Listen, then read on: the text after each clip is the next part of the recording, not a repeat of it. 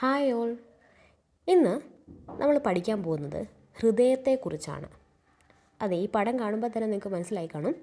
നമ്മൾ ഹ്യൂമൻ ഹാർട്ടിനെ പറ്റിയിട്ടാണ് പഠിക്കാൻ പോകുന്നത്. അപ്പോൾ ഈ ഒരു വീഡിയോയിൽ നമ്മൾ ഡീറ്റെയിൽ ആയിട്ട് ഹ്യൂമൻ ഹാർട്ടിൻ്റെ അനാറ്റമി, സ്ട്രക്ചർ, അതുപോലെ തന്നെ അതിൻ്റെ ഫങ്ഷൻസുമാണ് പഠിക്കാൻ പോകുന്നത്. അപ്പോൾ നമുക്ക് സ്റ്റാർട്ട് ചെയ്യാം. ഫസ്റ്റിൽ തന്നെ ഹാർട്ട് അഥവാ ഹൃദയം എന്ന് പറഞ്ഞു കഴിഞ്ഞാൽ ഒരു മസ്കുലാർ സ്ട്രക്ചറാണ്, ഒരു ഓർഗനാണ്. മസ്കുലാർ ഓർഗൻ, അതായത് ധാരാളം മസിൽസ് വെച്ച് ഫോം ചെയ്തിരിക്കുന്ന ഒരു മസ്കുലാർ ഓർഗനാണ് ഹാർട്ട് എന്ന് പറയുന്നത്. ഇത് നമ്മുടെ ബോഡിയുടെ തൊറാക്സിക് റീജിയനിലാണ് ലൊക്കേറ്റ് ചെയ്യുന്നത്. ഈ ഒരു പടത്തിൽ കാണാൻ സാധിക്കും. തൊറാസിക് റീജിയൻ, തൊറാസിക് പാർട്ടിലാണ് ഹൃദയം ലൊക്കേറ്റ് ചെയ്യുന്നത്. ഇനി ഈ രണ്ട് ലങ്സ്, നമുക്കറിയാം ലങ്സ് നമ്മുടെ ഇരുഭാഗത്തും ലങ്സ് ഉണ്ട്. ഈ ലങ്സ് ഈ ഒരു പടത്തിൽ ഒരു വയലറ്റ് കളറിൽ റെപ്രസെൻ്റ് ചെയ്തിരിക്കുന്നതാണ് ലങ്സ്. ലങ്സിൻ്റെ നടുഭാഗത്തായിട്ട് ആണ് ഹൃദയം ലൊക്കേറ്റ് ചെയ്യുന്നത്. അത് വെറുതെ അല്ല, ലങ്സിൽ നിന്നും അതിനെ വേർതിരിച്ച് അതിനെ പ്രൊട്ടക്റ്റ് ചെയ്ത് നിർത്താനായിട്ട് ഒരു പ്രത്യേകതരം ഒരു പ്രൊട്ടക്റ്റീവ് കവറിങ് അല്ലെങ്കിൽ ഒരു പ്രൊട്ടക്റ്റീവ് മെംബ്രെയിൻ ഹൃദയത്തിനുണ്ട്. ആ ഒരു പ്രൊട്ടക്റ്റീവ് കവറിങ്ങിനെ വിളിക്കുന്ന പേരാണ് പെരികാർഡിയം. എന്താണ് പെരികാർഡിയം?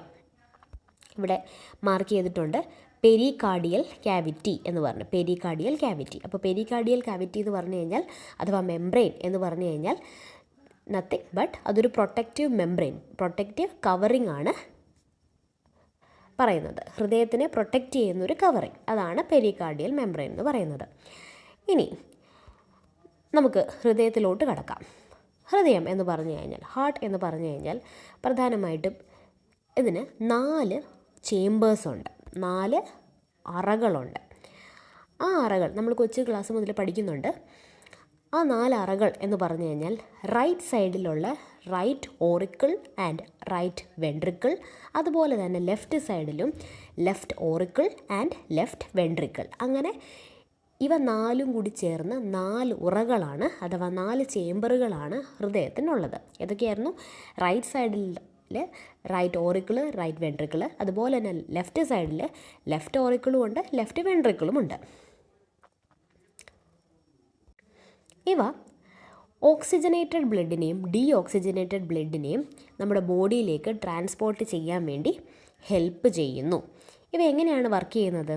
ഇവയെല്ലാം ഒരുമിച്ച് ഓൾ ടുഗെദർ വർക്ക് ചെയ്യുകയാണ്. എന്തിന്?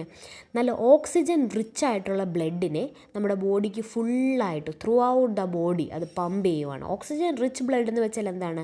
അതിൽ ധാരാളം ഓക്സിജൻ്റെ എമൗണ്ട് കൂടി നിൽക്കുന്ന ബ്ലഡ്. ഓക്സിജനേറ്റഡ് ബ്ലഡിൻ്റെ നേരെ ഓപ്പോസിറ്റ് വേർഡാണ് ഡീഓക്സിജനേറ്റഡ് ബ്ലഡ്. ഡീഓക്സിജനേറ്റഡ് എന്ന് പറഞ്ഞാൽ DE എന്ന് പറഞ്ഞു കഴിഞ്ഞാൽ അത് റെപ്രസെൻ്റ് ചെയ്യുന്നത് ഓക്സിജൻ ലെസ് എന്നാണ്, അല്ലെങ്കിൽ അഥവാ ഓക്സിജൻ ആബ്സെൻറ്റ്. അപ്പം ഡീഓക്സിജനേറ്റഡ് ബ്ലഡ് ആണെങ്കിൽ അതിനെ എങ്ങോട്ട് വിടും? നേരെ ലങ്സിലേക്ക് അതിനെ വിടും. എന്തിന്? ഗ്യാസ് എക്സ്ചേഞ്ച് നടത്താൻ വേണ്ടിയിട്ട്. അപ്പോൾ ഈ ഒരു വീഡിയോയിൽ നമ്മളപ്പം നേരത്തെ പറഞ്ഞ പോലെ ഹാർട്ടിൻ്റെ ഷേപ്പ്, അതുപോലെ തന്നെ ഓരോ ചേമ്പറുകളുടെയും, അതായത് നമ്മളിപ്പോൾ പറഞ്ഞല്ലോ 4 ചേമ്പറുകളുണ്ടെന്ന്, ഈ 4 ചേമ്പറുകളുടെയും ഇമ്പോർട്ടൻസ് അഥവാ സിഗ്നിഫിക്കൻസ്, പിന്നെ നമ്മൾ ഓരോ വാൽവിൻ്റെയും ഇമ്പോർട്ടൻസും ഒക്കെയാണ് നമ്മൾ ഈ ഒരു വീഡിയോയിൽ പഠിക്കാൻ പോകുന്നത്.